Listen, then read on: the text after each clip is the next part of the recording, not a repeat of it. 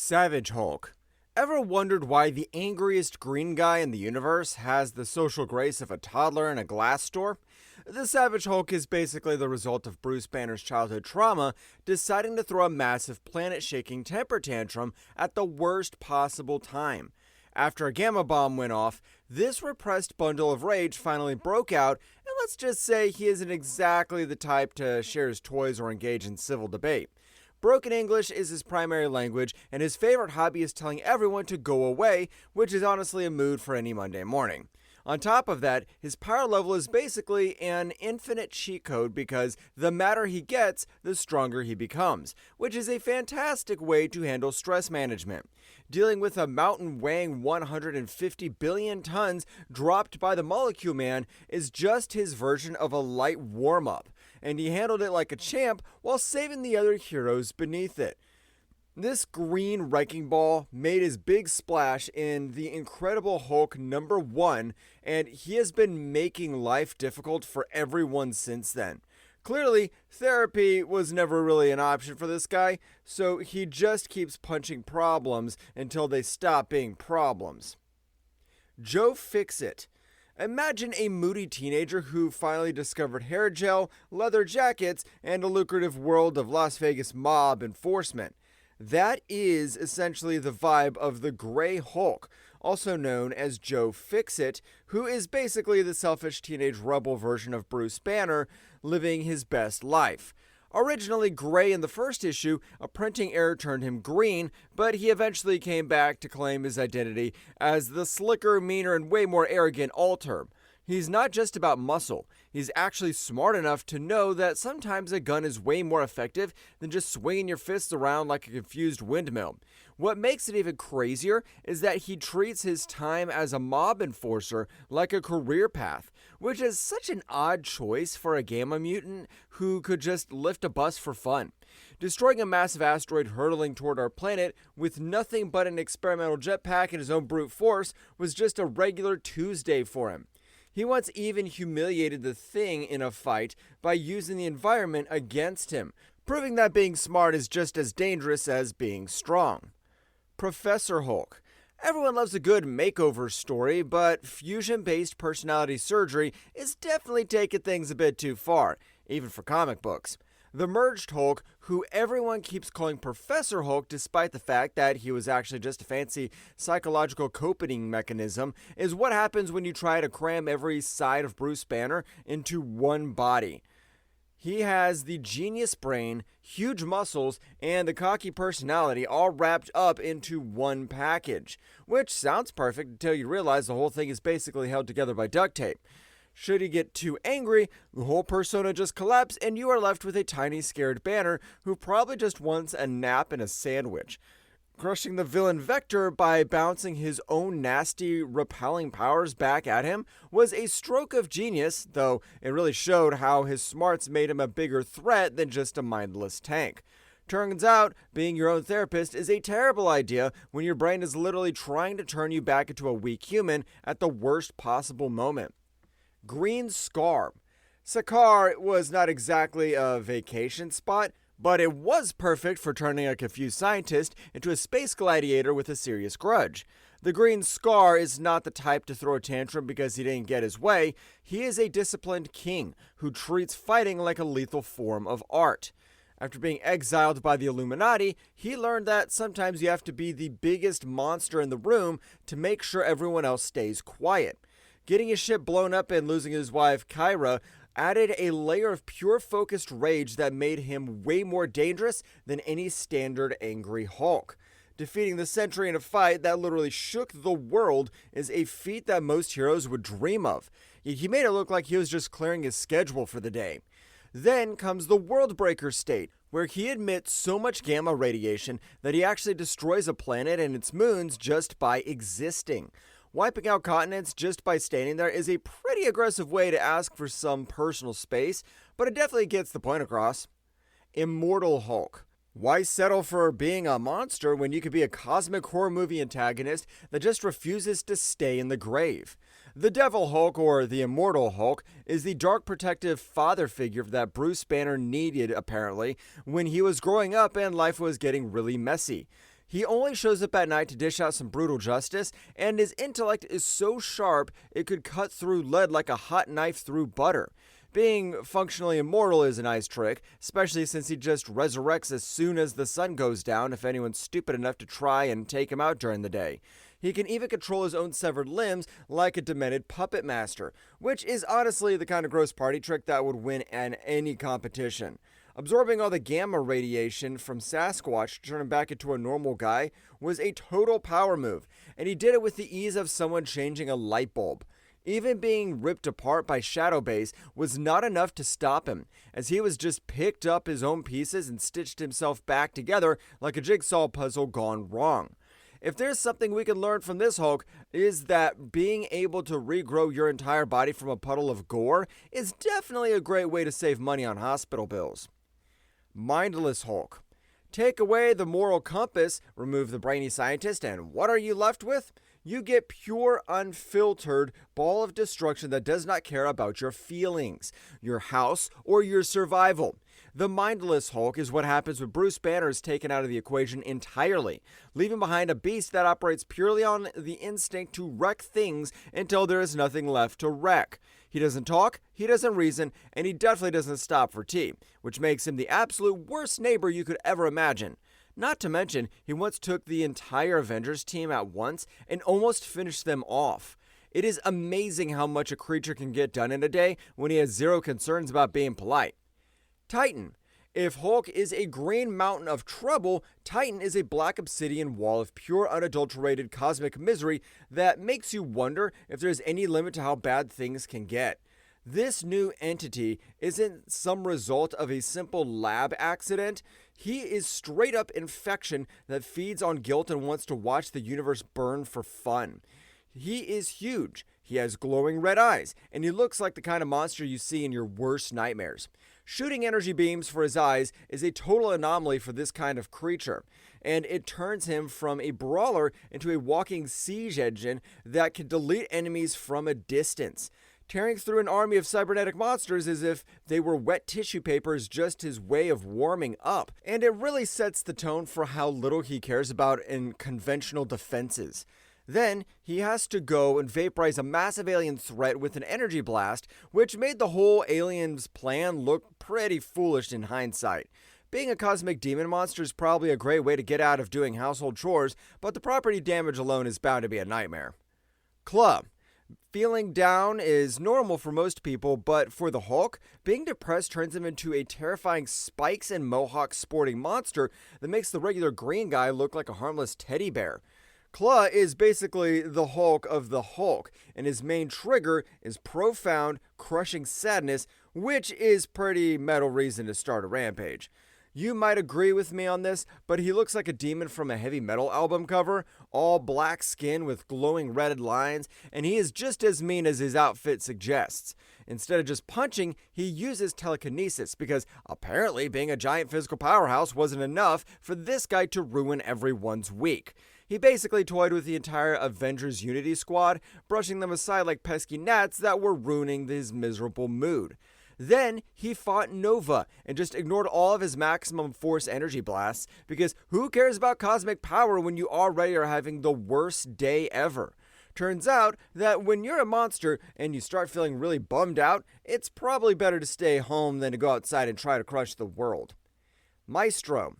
Future versions of yourself are usually supposed to be better, but the Maestro proves that age and radiation could turn anyone into a complete jerk.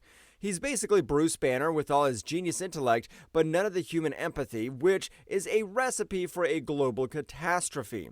Living in a ruined post-apocalyptic timeline, he decided that being a tyrant was much more fun than saving the world. So he conquered the city of dystopia and made everyone else pay the rent. He is faster, stronger, and significantly more ruthless than his younger self, and he keeps a room full of dead heroes' weapons as trophies, which I think is a pretty respectable hobby.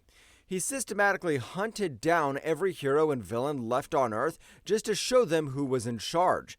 Then, he went and snapped the neck of his younger, time-traveling Professor Hulk self, proving that he has no qualms about literal self-sabotage if it means winning the argument. Ruling a ruined planet sounds like a lot of work, but at least he doesn't have to worry about anyone complaining about the traffic. Old Man Logan Hulk. Nothing says I have truly lost my way like moving to the California coast and starting a dynasty of inbred cannibalistic mountain people with your own family members. This version of Bruce Banner is the absolute bottom of the barrel. A sad, sadistic landlord who got tired of the hero life and decided that eating people was a much more sustainable business model. He rules Hulkland with an iron fist, demanding rent and snacking on anyone who looks at him the wrong way. He actually managed to eat Old Man Logan alive, which was a pretty gross way to assert his dominance over the West Coast, but he clearly didn't care about being a role model. He is complacent, cruel, and completely out of his mind, showing how a lack of consequences could turn a hero into a literal monster. Becoming a corrupt cannibalistic landlord is probably a good way to win the award for the worst person in the Marvel Universe, if that kind of thing actually existed. Space Punisher Hulk. Ever wanted to see the green giant with 4 arms fighting in the cold vacuum of space?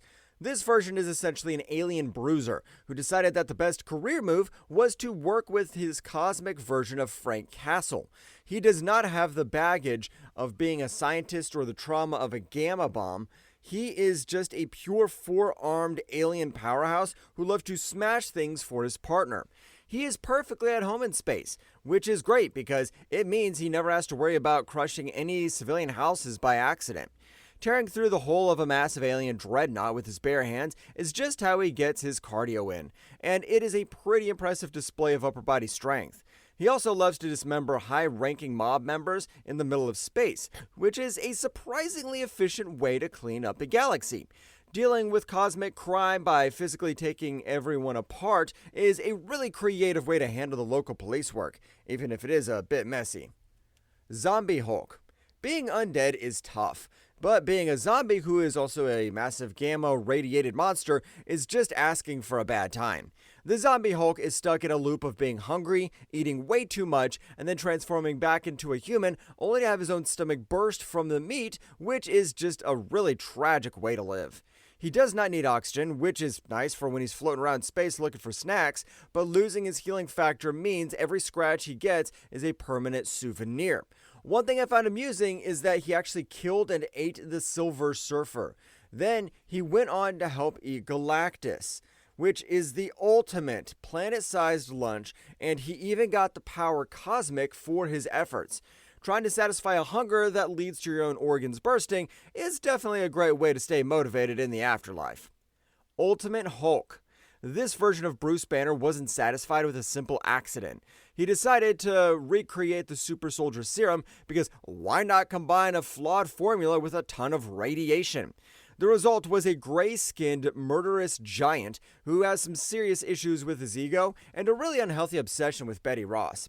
He is cruel, impulsive, and basically a huge walking insecurity who likes to take his problems out on innocent civilians.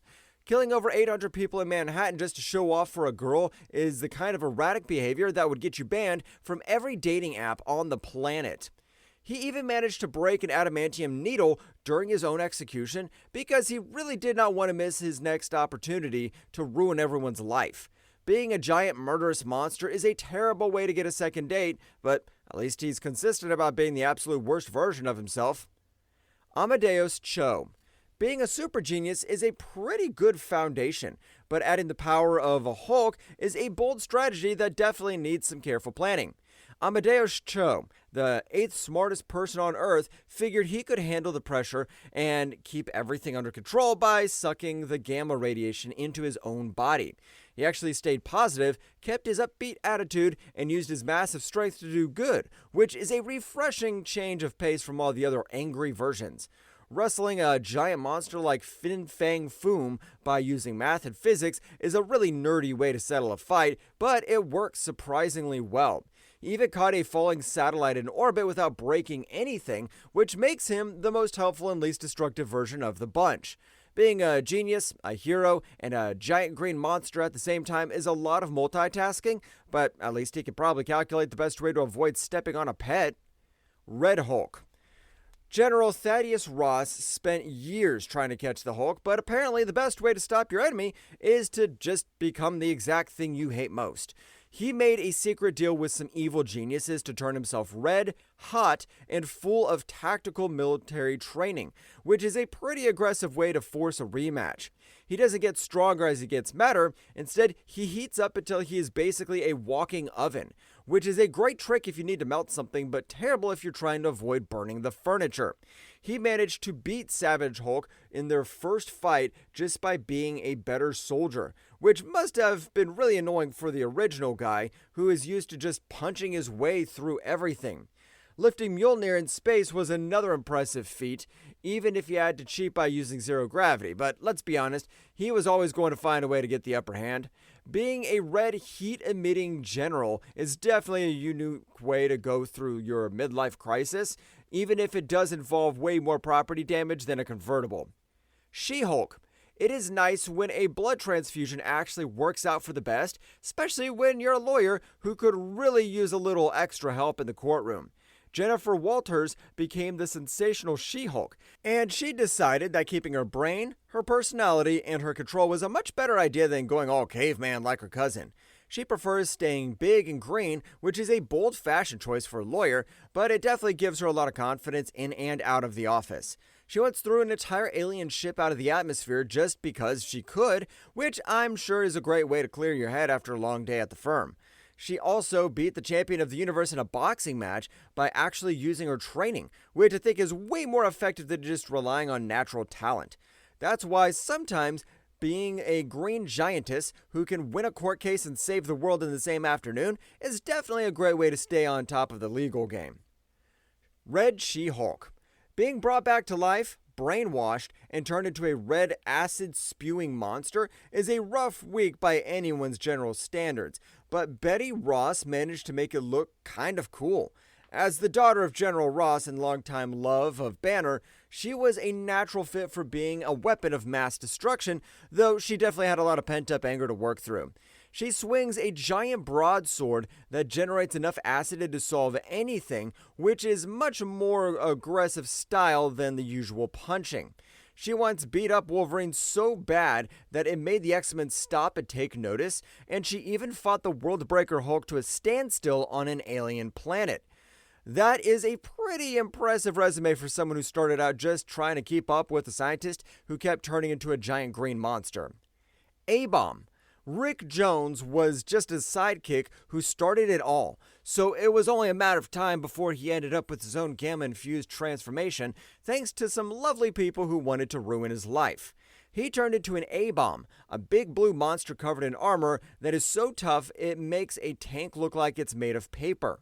He kept his loyal personality, which is rare for these transformations, even if his brain got a little foggy from all that extra bulk. He could take a direct punch from the Red Hulk without feeling a thing, and he also managed to destroy an entire flying helicarrier from the inside out. Having armor that is basically indestructible is a great way to ensure that you never have to worry about a paper cut ever again. Skaar. If you're ever going to grow up on a planet filled with monsters and gladiators, you might as well learn how to control the Earth itself, which is exactly what Skaar did. He's the son of Banner and Kyra and was born in a lake of fire, which is a pretty intense way to start your childhood. He could crack tectonic plates with his bare hands, which is a nice little upgrade over just being a strong green guy. He once launched the Juggernaut into outer space with a single hit, and if you know how hard it is to move the Juggernaut, that is a truly terrifying amount of power. Weapon H. When you take the DNA of the Hulk and the genes of Wolverine and mash them together in a lab, surprisingly, you don't get a polite scientist who wants to debate philosophy. Weapon H is Clayton Cortez, a guy who just wanted to do his job until a shady program turned him into a gray-skinned behemoth with claws and an unbreakable skeleton. He is basically a one-man army who has to deal with the worst instincts of two of the deadliest people on Earth. He took out the new Weapon X team, proving that combining claws with extreme strength is a winning strategy for anyone who wants to stop being a secret military project. Having adamantium claws and the strength of the Hulk is a great way to ensure you win every single argument you ever have, even if you never actually speak a word. That's it for this one. If you liked the video, hit that like button, subscribe for more, and ring the bell so you never miss a drop. Craving more stories from comics, movies, and beyond? Check out this video right here. Cheers, and see you in the next one.